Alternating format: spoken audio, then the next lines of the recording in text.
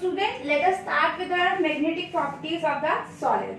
Till now we have studied about the two magnetic property of the solid. One is paramagnetic and other one is diamagnetic. हमने एक mathematical relation भी देखा था that how will you find out the magnetic movement of the electron, और हमें ये भी पता है magnetic movement किस वजह से arise होता है.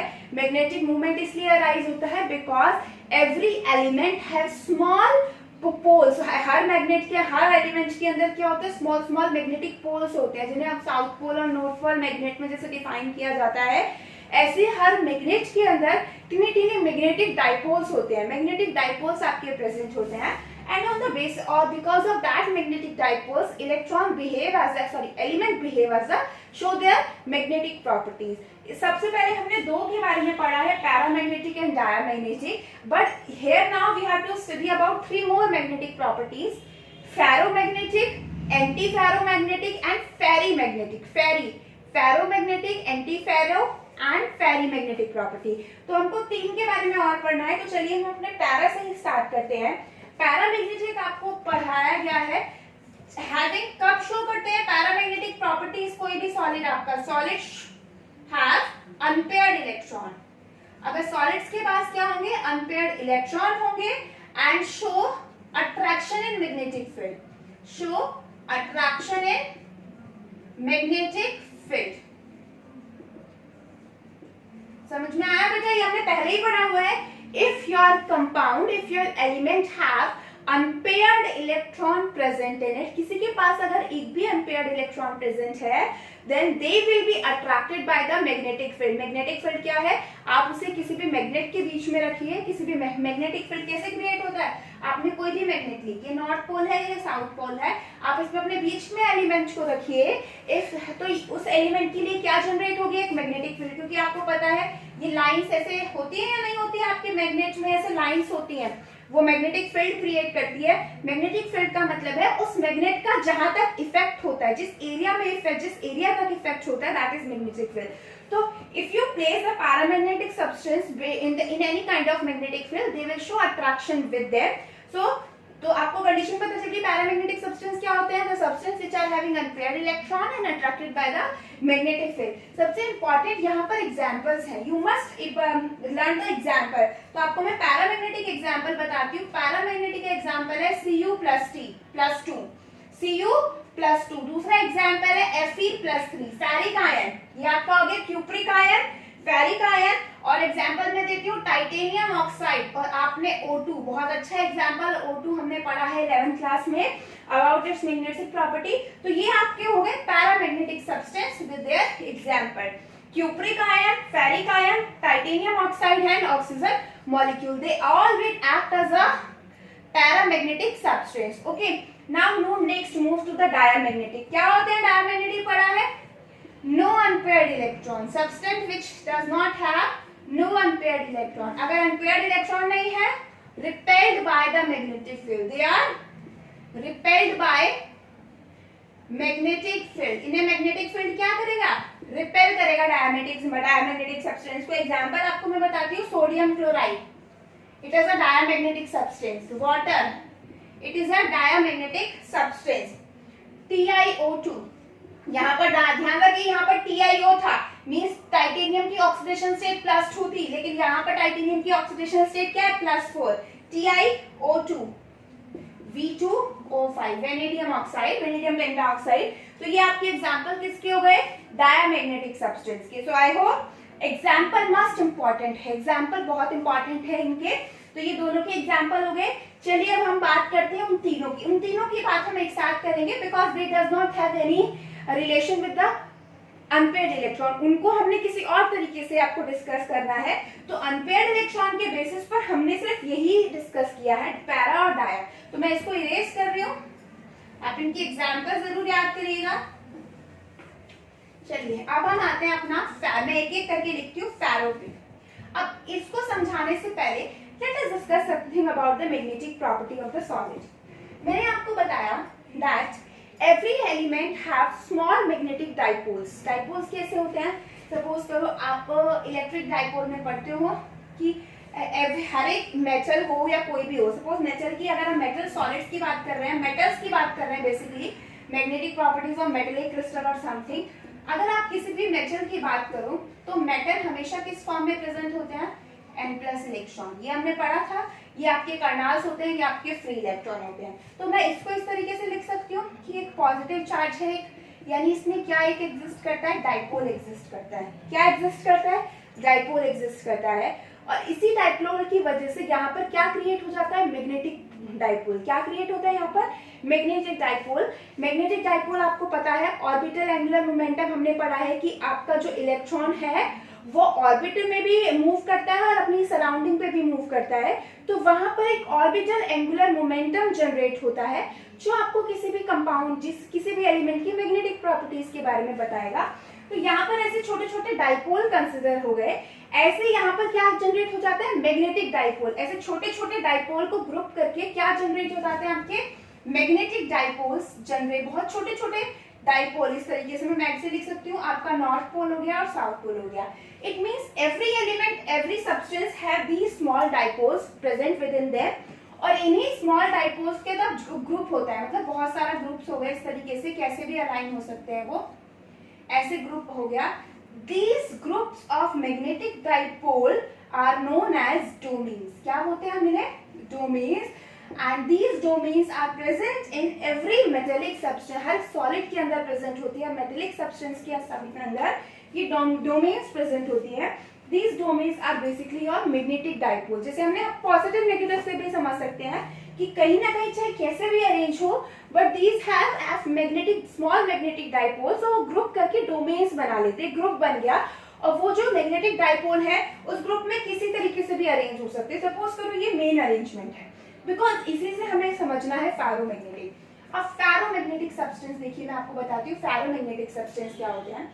When you apply magnetic field to the ferromagnetic substance, then all the domains are aligned in the direction of the magnetic field. कैसे, आप सपोज करो मैग्नेटिक फील्ड को मैंने ऊपर की डायरेक्शन में अप्लाई किया है। आपने अगर फिजिक्स में ये चैप्टर पढ़ लिया होगा तो आपने पढ़ा होगा मैग्नेटिक फील्ड है डायरेक्शन। इस तरीके से कोई रूल होता है ना आपका, एल रूल, या मुझे याद नहीं है, इस तरीके से कोई रूल होता है जिससे हम मैग्नेटिक फील्ड की डायरेक्शन फाइंड आउट करते हैं आपका।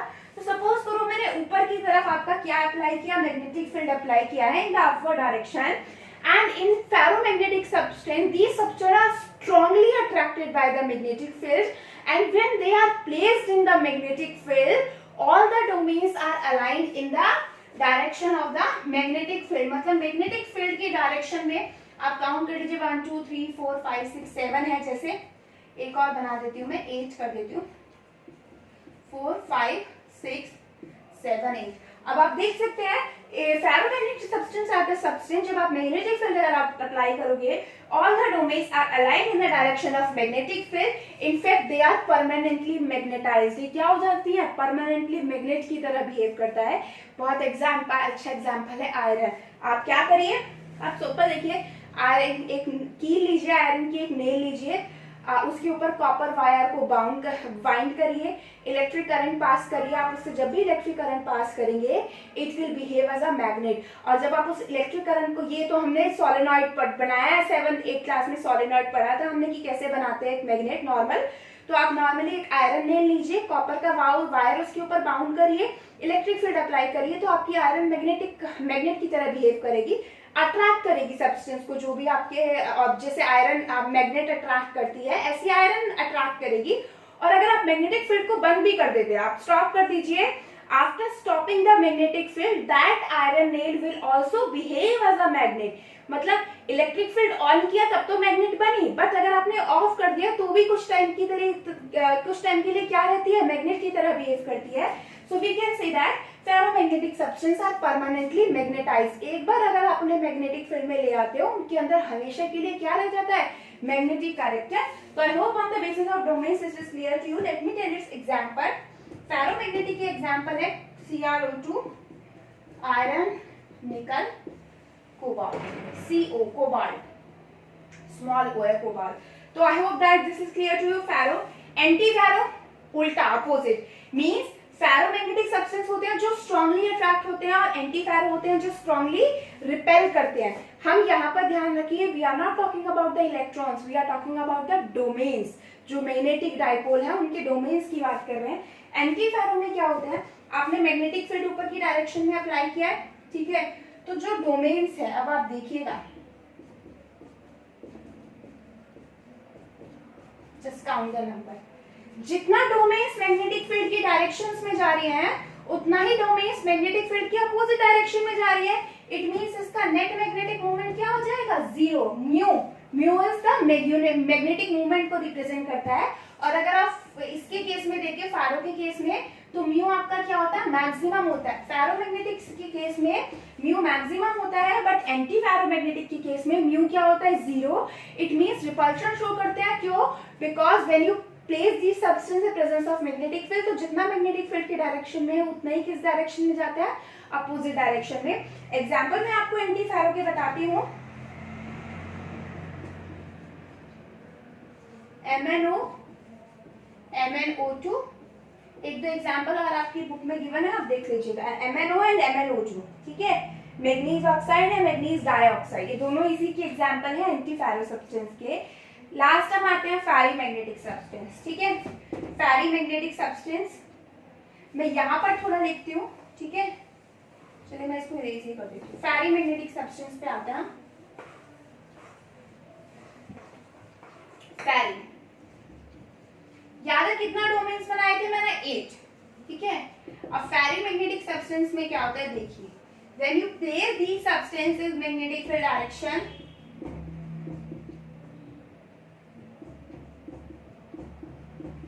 देखिए क्या हो रहा है, मीन्स कि when you place the substance in the magnetic field direction, magnetic field की प्रेजेंस में जब आप रखते हो, then some of the domains are aligned in the direction of the magnetic field and some are in the opposite direction but they are not equal in the number। हमेशा याद रखिए जब भी हम फेरीमैग्नेटिक की बात करते हो तो फेरीमैग्नेटिक सब्सटेंस फेरोमैग्नेटिक सब्सटेंस से तो कम अट्रैक्टेड होते हैं, कम मैग्नेट की तरह बिहेव करते हैं, बट एंटी फेरो से ज्यादा, क्योंकि यहाँ पर देखिए 1 2 3 4 5 तो अपवर्ड डायरेक्शन में in the direction of magnetic field, और 3 किसमें, नीचे, यानी इनका जो नेट मैग्नेटिक मूवमेंट है that is not equals to zero. अब हम अगर हम कहें तो सबसे पहले आपका बीच में आएगा फेरीमैग्नेटिक, सबसे ज्यादा होगा किसका, फेरो,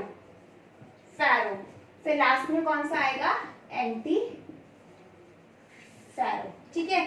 तो आपका आ गया समझ में, फेरो, anti ferro and Pheri. Ferro में सारे domains in the direction of magnetic field, anti ferro में जितना डायरेक्शन ऑफ मैग्नेटिक फील्ड में उतना ही अपोजिट होंगे। फेरी में मींस मतलब इन the direction of magnetic field भी होते हैं, अपोजिट भी, but in the direction of magnetic field थोड़ा ज्यादा होते हैं, अपोजिट थोड़ा कम होते हैं। इट मींस उनके अंदर थोड़ा सा मैग्नेटिक बिहेवियर होता है। एग्जाम्पल मैं आपको इसका बता देती हूँ, इसका मैग्नेटाइट होता है एग्जाम्पल Fe3O4, और एक एग्जाम्पल और आपकी बुक में गिवन है, just see that Fe3O4 magnetite इसका एग्जाम्पल है, ठीक है। So this is all about the magnetic property of the substance. Okay, so I hope that this is clear to you. So this is all about the chapters. We have already discussed the NCERT questions in the form of assignment. Already मैं आपके साथ almost सारे questions हम discuss कर चुके हैं. But if you have any query, you can ask it to me. Otherwise, in the next class, we will start with the next chapter. Okay. So thank you so much. मैंने already आपको बहुत सारे assignment दिए हैं, तो आपको ज़्यादा problem मेरे ख्याल से नहीं होनी चाहिए, because we have discussed all type of question. Okay. Thank you so much.